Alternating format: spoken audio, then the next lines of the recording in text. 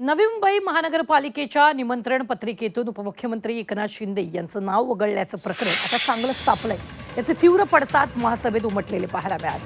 निमंत्रण पत्रिकेतील या प्रोटोकॉलच्या वादावरून सत्ताधारी आणि विरोधकांमध्ये जोरदार खडाजंगी झाली. या वादाच्या पार्श्वभूमीवर मनपा आयुक्तांनी थेट राज्य शासनाला पत्र लिहून अभिप्राय मागवल्याची माहिती अतिरिक्त आयुक्तांनी सभागृहात दिली. प्रशासनाच्या याच भूमिकेवर सत्ताधारी भाजपचे नगरसेवक कमालीचे संतापले. भाजप नगरसेवक सूरज पाटील यांनी तुम्ही महापौरांचे अधिकार कसे वापरू शकता असा थेट सवाल केला आणि प्रशासनाला त्यांच्या मर्यादेची जाणीव करून दिलेली आहे आणि अधिकाऱ्यांना चांगलंच धारेवर धरले.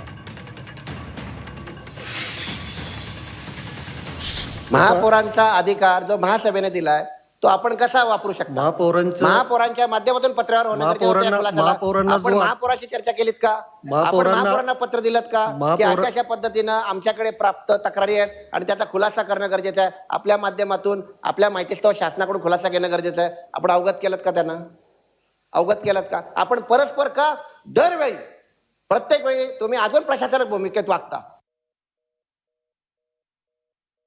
निमंत्रण पत्रिकेमध्ये माननीय उपमुख्यमंत्री तथा पालकमंत्री ठाणे जिल्हा यांच्या नावाचा उल्लेख नसल्यामुळे आतापर्यंत झालेल्या 2 कार्यक्रमामध्ये, मागचा एक आणि परवाचा एक, लोकप्रतिनिधीकडून मोठ्या प्रमाणात असंतोष व्यक्त करण्यात आलेला आहे आणि त्यामुळे विविध प्रश्नही निर्माण झालेले आहेत. त्या अनुषंगाने स्थानिक स्वराज्य संस्थामार्फत आयोजित कार्यक्रमाच्या निमंत्रण पत्रिकेमध्ये माननीय पालकमंत्री यांच्या नावाचा उल्लेख करण्याविषयी शासन स्तरावरून मार्गदर्शन प्राप्त व्हावे ही विनंती हे आयुक्तांच्या सहीचं पत्र शासनाला पाठवलेलं आहे.